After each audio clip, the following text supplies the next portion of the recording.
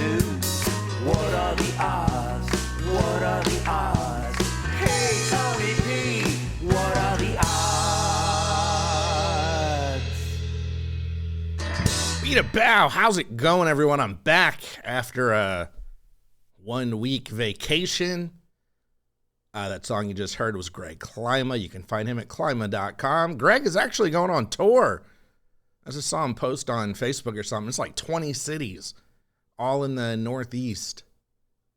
I want to go, but I'm not going to the Northeast. Sorry, Greg. Come a little further south. Just a little further south. You don't have to come down to Miami or nothing, but just a little further south. A little warmer weather. A little shorter, easier trip for me. How y'all doing? I'm good. Thanks for asking. A longtime listener, Ace, reached out and said, hey, you get 1 week off. I want you to bring the show back. And I said, don't worry about it. I already did all my prep work on Monday. And they were like, prep work? And I was like, yeah, prep work. It takes a lot to make this show look so unorganized and thrown together. There's actually prep. Believe it or not. If I look tired, it's because I just woke up from a nap. I was a little cranky, and then I took a nap, and now I'm a little cranky. It's that cycle of cranky nap cranky where you never quite get it right. Give me about 2 hours. I'll probably perk up right before bedtime. Be like, oh, that nap really hit from 3 hours ago. That's great. But I'm back. We have stories. I hope you missed me because I missed y'all. So here we go. Nope. I missed y'all, so here we go. A new Sonic employee, New Mexico Sonic employee. Man, I am I wish I could say I was rusty. But 2 weeks ago, it was just as bad. Like, oh man. 2 weeks ago, the excuse was I need a break. I took a break. And now, because of the break, I'm rusty. It's a cycle of break, rusty, break. I don't know. We'll get it there. A New Mexico Sonic employee has been arrested after losing his bag of cocaine while making somebody a hot dog. Authorities say 55-year-old Jeffrey David Salazar was arrested after a woman found a bag of white powder inside her order. The woman, identified as Celine Gonzalez, told police she discovered the baggie after taking a bite of her hot dog. I mean, and then she said, oh man, I got to call the cops. I don't know. I feel like that's a bit much. Yeah, no, there definitely shouldn't be bags of illegal drugs in your food. I don't care enough to call the cop. Now the cops got to come over. You got to take a report. And then I don't know what they do. I don't know, because I never call the cops over. I'd be like, man, that's messed up. Somebody's having a bad enough day. They lost their Coke. We're just going to leave it at that, keep it moving. I may or may not finish the hot dog. It's a hot dog. You know, I'm not splitting hair. I'm glad that's all I found. Like, that's a good day if all I found was a packaged bag of cocaine in my hot dog. It wasn't like it was loose, sprinkled on there. Officers say Gonzalez spit out the bag. Ew, okay, that is kind of gross. But didn't say whether she ingested any of the drugs. All right, I take that back. That would have grossed me out a little bit if I, bit into a bag of Coke. I don't know what a bag of Coke honestly looks like. Would you not notice that in your hot dog? I think that's pretty scary. We come here to get food for our families. If a child found that, it could have been pretty bad or deadly, one woman told the TV station after ordering food from the same Sonic. Shut up, lady. I mean, yeah, we definitely don't want kids taking drugs. But it's not like this happens all the time. Act like this every other day somebody finds Coke in their hot dogs. It's a hot dog from Sonic. I've had a hot dog from Sonic. I'm not judging anybody. Matter of fact, the move for me was they used to do 50-cent corn dogs. And there was a Sonic between my work and my apartment was only about 2 blocks from my work. So when 50-cent corn dog day happened, it was going down. I was stopping off. I passed it anyway. I was like, I might as well put the blinker on, go into Sonic. And I'd usually get an ice cream or something, but I wasn't there for that. I was there for the 50-cent corn dogs. In a court filing. So this lady called the cops. They went and found this guy. They processed this paperwork and brought it to court over a bag of Coke and a hot dog. In a court filing, officers claimed that the surveillance video, hey, I did it, from the restaurant showed Salazar frantically searching for something he lost.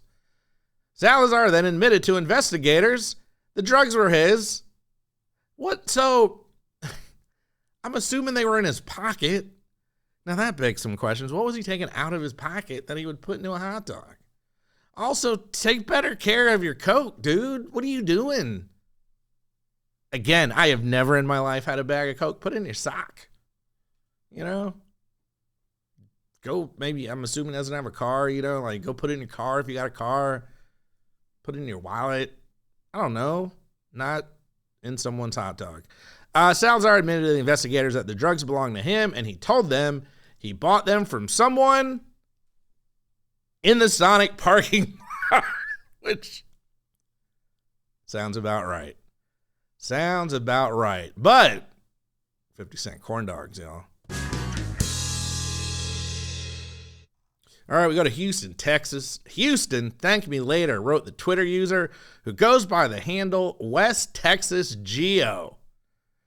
Attached below. This sounds like some like top secret Blackstone like crazy, like the names of the MI7 members or something.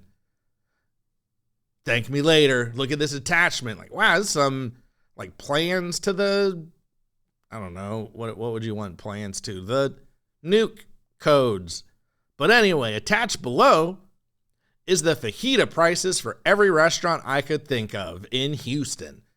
After feeling continuously ripped off, I've reached peak dad life of spreadsheeting this thing out. Rip me off once or twice, you know, shame on you.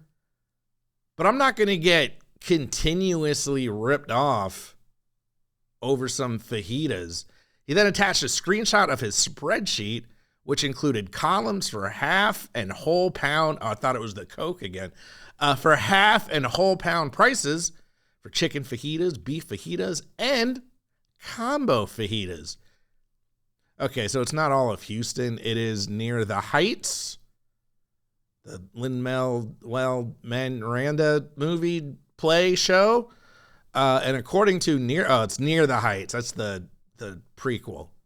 Then they go in the Heights, which is in New York. But they start near the Heights in Houston. And according to this guy, there are 13 whole restaurants on the list, including local chains that I've never heard of, like Good County Cantina and Papacitos, all the way to the beloved Tex-Mex stalwarts like Ninfa's and the newcomer Superica. None of those sound like places that wouldn't rip you off with their fajita prices. The post has then gone viral on both Houston Twitter and Instagram and garnered more than 500,000 likes and several hundred comments because people said you should be charging a subscription for this. How many fajitas are you eating, dude? And like, look, I often get, there's a few things I like. I get the same thing, you know, from the same places because I don't go that often. And when I go, I'm like, man, I want that thing that I liked last time. But who goes to 13 different restaurants? First, there's just too many people and lines and waiting. And it's, I mean, don't like quote me for it. It's kind of all the same. It's 13 of the same type of food. I'll leave it at that. You didn't go get a burger or nothing? Go get some pasta? Just 13 different Mexican restaurants?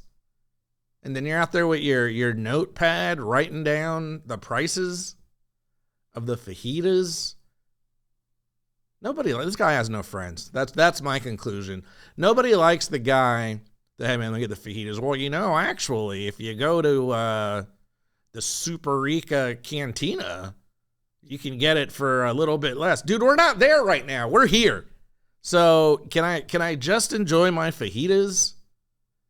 I feel like this guy has something else going on. But good on him.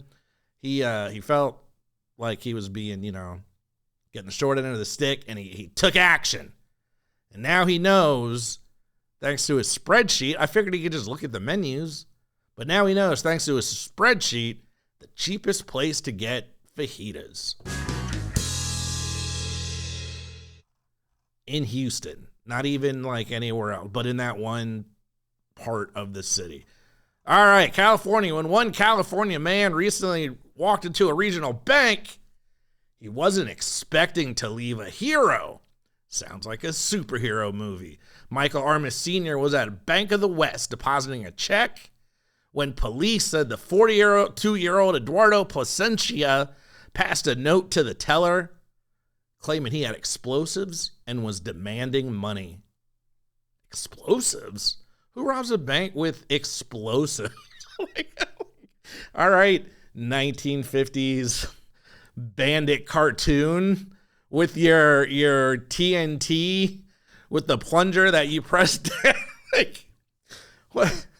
Armus said he recognized the suspect as a former neighbor and friend of his daughter and knew he needed to step in. Now, yeah, that's a heroic move, but also, he ain't got no explosives. Who the hell got explosives? He said he heard the irritation and depression in the sound of the suspect's voice. So I just approached him, and I walked up to him, and I said, "What's wrong? Do you not have a job?" That seems a little like he's talking crap. I know he meant well, and I guess he was saying that because it was the middle of the day or he was stealing money. People with jobs steal money. People with jobs take a lunch break. If I was in that position and I was already having a bad day and someone came up and was like, "Do you have a job?" then I would for sure rob the bank. But he meant well. He was coming from a good place and said, "You don't have a job?" And the guy said, "There's nothing in this town for me. Nothing for me. I just want to go to prison." So the 69-year-old man tried to comfort him and said, "Hey man, let's just step outside." And the meeting ended in a hug. He gave the guy a hug, said, things are tough. Everything will be okay. And it was a super positive story, and that's why I wanted to end with this one. Oh, anyway, and the cops came and arrested the guy. I kind of feel like, let him go. He was having a bad day. He got a hug. He didn't really have explosives. By the way, he was unarmed. He didn't really have explosives. He didn't even have a gun. Handed the lady a note.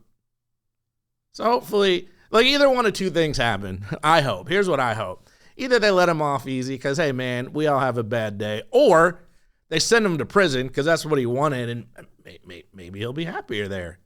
I don't know, but I hope he works it out. And that's it.